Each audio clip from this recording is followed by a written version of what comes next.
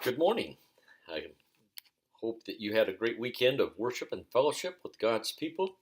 My wife and I did. We visited a church plant that a friend of ours is getting started, and we're really made aware again of how challenging it is to be able to get something like that done, even if you are a very skillful person. So, lots to think about in that whole context. Well, we have an assignment to read chapter 9 again. Last week we were to read chapters 6, 7, no, 8, 9, and 10. And this week you're to read chapter 9. So I guess you skim back over it quickly and gain what you need to gain. And then we have a number of videos to watch. As we think about the first assignment, it's to identify illustration points. And that's a good thing to think through. You're going to look at your outline and then you're going to say, I need an illustration here to connect with the audience and help them to uh, be with me and grasp what I'm saying. And I like the statement in the blackboard says, a good illustration, a quality illustration doesn't begin with a story. It begins with the audience and learning what connects.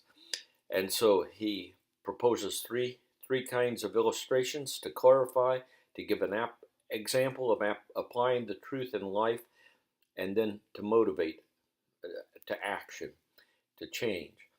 And so those are good things. And so you identify where they are needed, and so you will send me your outline again, and you'll show where those illustrations are needed, and a short paragraph about each one of those. The directions are there, and I don't know about you, but for me, I needed to read them a couple of times and then go back and select some specifics just to get my head around the matters there. And so for each of those illustrations, you're to tell me what is the function and why you're using it in a short paragraph uh, and explain that.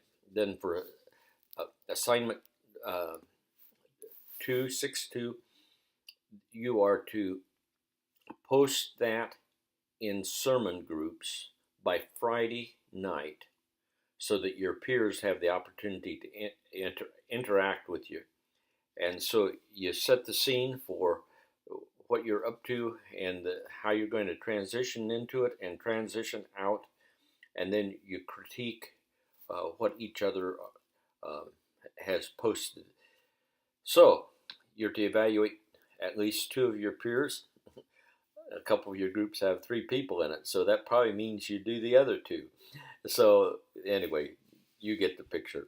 And that's, again, well stated. And then the 6.3 is the outline that you will send to me. And the discussion board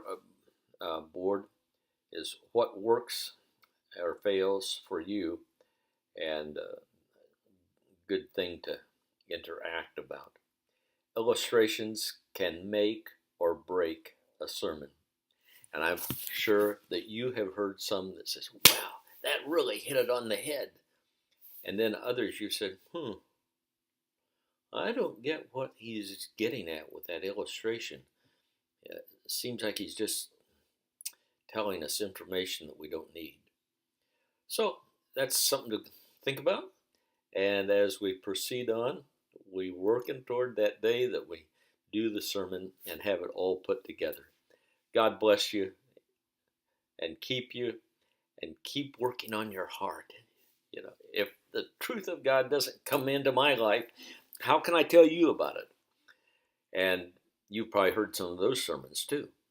The contrast between the person who has been convicted by the Holy Spirit and is passionately communicating out of that conviction, and the person who is communicating wonderful truth, but they've never let it impact them, so it's not impacting others. Don't be that kind of a person. God bless you.